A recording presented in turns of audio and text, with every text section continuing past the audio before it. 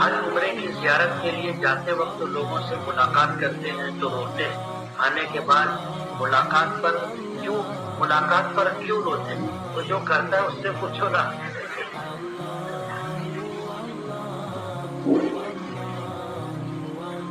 Rally انٹرپرائزر چندن پوری get کے کاروبار کرتے ہیں، زمین کا، ٹائلز کا، مکانات کا، اس گروپ میں روپیہ لگا سکتے ہیں یا تفصیلات کا علم ہوگا تو جواب دیں گے۔ اس کا کیا طریقہ کار ہے، شریعت کے مطابق ہے، شریعت کے خلاف ہے، تحقیق کرنی پڑے گی۔ 6 پلی والی ٹوپی اور اسی طرح پگڑی پر کیا ہر کوئی نہیں پہن سکتا ہے یا صرف علماء اور مفتیان کرام کے لیے خاص ہے؟ ٹوپی کوئی بھی پہن سکتا ہے، ننگے سر نہیں رہنا چاہیے، یہ غیروں کا طریقہ ہے۔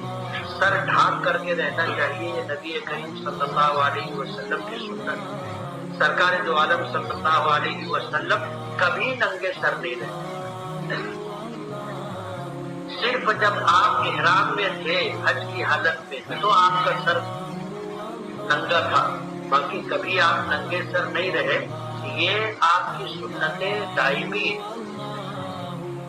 تو سر ہمیشہ ڈھانپ کے رکھنا چاہیے۔ نبی کریم صلی اللہ علیہ وسلم دستار، صافہ، پگڑی باندھا کرتے اور اس کے نیچے ٹوپی ہوتی ہے، لیکن دستار کون باندھے گا اس سے پہلے میں بتا چکا، یہ حضور کی سنت ہے، لیکن مخصوص لوگوں کے لیے جن کو اللہ تعالیٰ نے بلند مقام دیا ہو، تو یہ سنت خصوصی ہے، عمومی نہیں ہے۔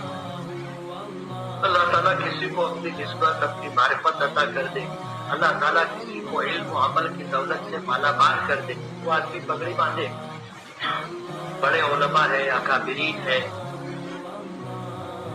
قاضی ہے، ایسے لوگ طوطا اور اس طرح کی چھوٹی رنگ برنگی چڑیاں پالنا کیسا ہے؟ جائز ہے، پال سکتے، لیکن بے زبان جانوروں کی نگہداشت، ان کے کھانے پینے کا انتظام ضروری ہے۔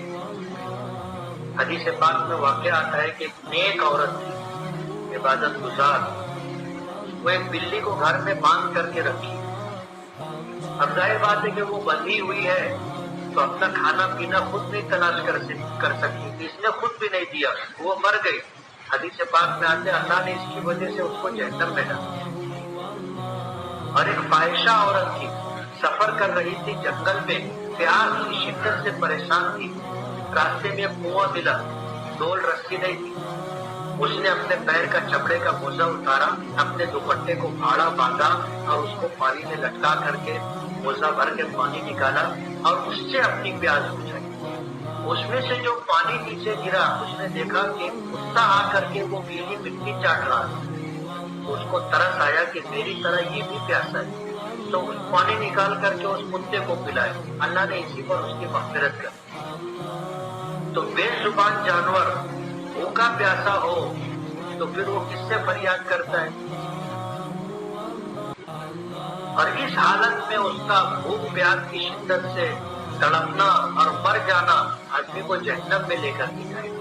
تو پال تو سکتے ہیں جانور، لیکن اگر پالا ہے تو اس کے کھانے پینے کا بھی خیال رکھنا ہے۔ زید نے اپنی بیوی کو 3 طلاقیں ہیں جب اسے رکھنا نہیں ہے، اور ہندا کے گھر والے طلاق کو ماننے سے انکار کرتے ہیں۔ ظاہر بات ہے طلاق ہو گئی ہے تب وہ میاں بیوی نہیں ہے، اب ان کا ساتھ میں رہنا جائز نہیں ہے، یہ گناہ کبیرہ ہے۔ اب بیوی کو اپنے ماں باپ کے گھر چلے جانا چاہیے۔ اگر بچے یا بڑے کے ہاتھ سے قرآن گر جائے تو اس بے ادبی کا کفارہ کیا ہے؟ جان بوجھ کر کے تو نہیں گرا ہے، اگر کسی نے جان بوجھ کر کے قرآن کریم کے ساتھ یہ حرکت کی تو وہ ایمان ہی ختم ہو جائے گا، اور اگر اس نے جان بوجھ کر کے نہیں کیا ہے تو پھر ظاہر بات ہے کہ اللہ کا کلام ہے، اس کی ہو گئی، انجانے میں نہ چاہتے ہوئے یہ عمل ہو گیا تو اس صورت کے اندر صدقہ وغیرہ دینا چاہیے۔ 1 رکعت میں 2 سجدے ہیں، اگر 1 یا 3 سجدے ہو جائے تو کیا نماز ہوگی؟ 1 سجدہ اگر کیا 1 رہ گیا تو نماز نہیں ہوگی، اور اگر 3 کر لیا تو سجدہ سہو کرنے سے نماز ہو جائے۔ ایک باپ کے 3 لڑکے ہیں، اس میں سے ایک لڑکے سے اس کا باپ خوش رہتا ہے، دوسروں سے ناخوش رہتا ہے، تو اس باپ نے اپنے چہیتے بیٹے کو زیادہ حصہ دیا، دوسروں کو محروم کر دیا، تو کیا یہ صحیح ہے؟ جائز نہیں ہے۔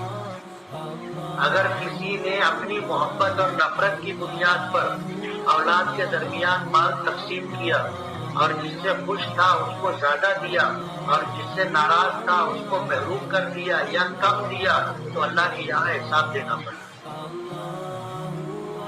علماء نے، بزرگوں نے لکھا ہے کہ اگر ہمارے اعمال کی وجہ سے اللہ ہمیں روزی دیتا تو ہم کو آدھی روٹی بھی نہیں ملتی۔ ہم تو رات دن اللہ کی نافرمانی کرتے رہتے، اس کے بعد بھی اللہ ہمیں دیتے ہیں۔ اس لیے کسی کو محروم نہیں کرنا چاہیے، کیونکہ علماء نے لکھا ہے عام کرنا یعنی اولاد کو محروم کرنا جائز نہیں، اور شریعت نے یہ حق نہیں دیا۔ میں حفظ کر رہا ہوں، میں جب اپنا یاد کرنے بیٹھتا ہوں تو سر درد کرنے لگتا ہے، آنکھوں کے سامنے اندھیرا آ جاتا ہے، دماغ کمزور ہے، کسی حکیم سے علاج کرائیں۔ بادام، اور وہ بھی مامرا بادام، رات میں پانی میں بھگو دے اور صبح چھیل کر کے اس کو پتھر کی کھرل میں گھس کر کے اس میں کچھ مٹھاس ملا کر کے، شہد ملا کر کے اس کو چاٹے، دماغ کو قوت ملے گی۔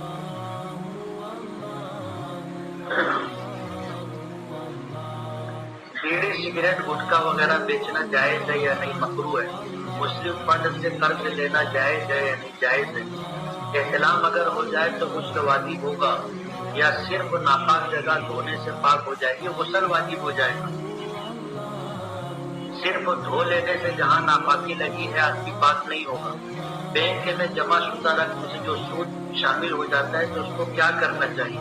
جتنا اپنے اصل پیسے پر زیادہ رقم ملی ہے وہ بلا نیت ثواب اس کی نحوست سے بچنے کے لیے کسی مستحق اور غریب کو دینا چاہیے، صدقہ نہیں، اس کی نحوست سے بچنے کے لیے۔ نماز میں پہلی رکعت میں سورہ فلق اور دوسری میں کافرون غلطی سے پڑھ لیں تو نماز ہو جائے گی یا دوبارہ پڑھنی پڑے گی؟ فرض نماز میں ایسا کرنا مکروہ ہے، ایسا کرنا مکروہ ہے یعنی جان بوجھ کر کے، اور اگر انجانے میں ہو گئی تو فرض نماز میں بھی اس پر کوئی گناہ نہیں، نماز ہو جائے گی، سجدہ سہو کی ضرورت نہیں ہے، دوبارہ پڑھنے کی ضرورت نہیں۔ اور نفل نمازوں میں آدمی بے ترتیب بھی پڑھ سکتا ہے، یعنی آگے پیچھے سے۔ ہر نبی کے آخر میں علیہ السلام لگا ہوتا ہے، لیکن حضور کے نام کے آگے صلی اللہ علیہ وسلم ہوتا ہے، یہ آپ کی خصوصیت ہے۔ اللہ نے آپ کو نبیوں کا سردار بنایا ہے اس وجہ سے، اور یہ ایک اصطلاحی طریقہ ہے، اصطلاحی طریقہ ہے۔ باقی یہ دعا ہے، علیہ السلام بھی دعا ہے، علیہ الصلاۃ والسلام بھی دعا ہے، صلی اللہ علیہ وسلم بھی دعا ہے۔ یہ نبیوں کے لیے اور اللہ کے نیک بندوں کے لیے، صحابہ کرام ہو تو رضی اللہ عنہ ہے، اور بعد میں تابعین، تبع تابعین اور قیامت تک آنے والے نیک بندوں کے لیے رحمت اللہ علیہ۔ اسکول میں عہد لیتے ہیں، اس میں یہ ہوتا ہے کہ میں اپنے ملک اور اپنے لوگوں کے لیے خود کو وقف کرنے کی قسم کھاتا ہوں۔ کیا یہ قسم کھا سکتے ہیں؟ قسم صرف اللہ کی کھائی جائے گی، اور اچھے کاموں کے لیے قسم کھا سکتے ہیں، لیکن ظاہر بات ہے قسم کھائی ہے تو اس کا پورا کرنا ضروری ہے۔ وقف کرنے کا مطلب یہ ہے کہ میں ہمیشہ دوسروں کے کام آتا رہوں گا۔ اگر آدمی ہمیشہ دوسروں کے کام آتا رہا تو قسم پوری ہوگی، اور نئی کام آیا تو قسم ٹوٹ گئی، قسم کا کفارہ دینا پڑے گا۔ امام کیسے نیت کرے؟ امام نیت کرے گا، نیت کرتا ہوں میں 4 رکعت نماز عشاء کی بحیثیت امام۔ مقتدی لوگ نیت کرتے ہیں پیچھے اس امام کے۔ جو شخص گھر پر نفل نماز پڑھے اس کا اجر میری اس مسجد میں نماز پڑھنے سے زیادہ ملے گا۔ ایسی کوئی حدیث میری نظر سے نہیں گزری، میرے علم میں نہیں۔ زید نے خواب میں سجدے والی آیت کی تلاوت کی، کیا تو زید کو سجدہ تلاوت کرنا ہوگا؟ نہیں کرنا ہوگا، واجب نہیں ہوگا، کر لے تو ثواب ملے گا۔ اگر ایک مسجد میں ایک دفعہ جماعت ہو چکی ہے تو دوسری دفعہ جماعت کرنا کیسا ہے؟ جماعت ثانی مکروہ ہے۔ محلے کی مسجد میں جہاں باقاعدہ امام ہے اور لوگ نماز پڑھتے ہیں وہاں دوسری جماعت مکروہ ہے۔ وجہ اس کی یہ ہے کہ جماعت کا مقصد یہ ہے کہ سارے مسلمان ایک ساتھ جمع ہوں اور اس سے کافروں پر ہیبت پڑے گی اور ایک دوسرے کے حالات سے واقفیت ہوگی۔ اس کے لیے جو ہے ایک ساتھ جمع ہونا چاہیے۔ اور جماعت ثانی میں مصیبت یہ ہے کہ لوگوں کو جماعت کا اہتمام نہیں رہتا۔ پھر یہ ہوتا ہے کہ کچھ لوگ بیٹھے ہیں بات کر رہے ہیں، جماعت کا ٹائم ہو گیا، بولے ہم نے پڑھ لیں گے، تو اس میں سے کتنے ایسے ہوتے ہیں کہ پڑھتے ہی نہیں۔ اور اگر راستے کی مسجد ہے جہاں امام مسجد ہے لیکن مسافر آتے جاتے رہتے نماز پڑھتے رہتے ہیں تو وہاں جماعت کر سکتے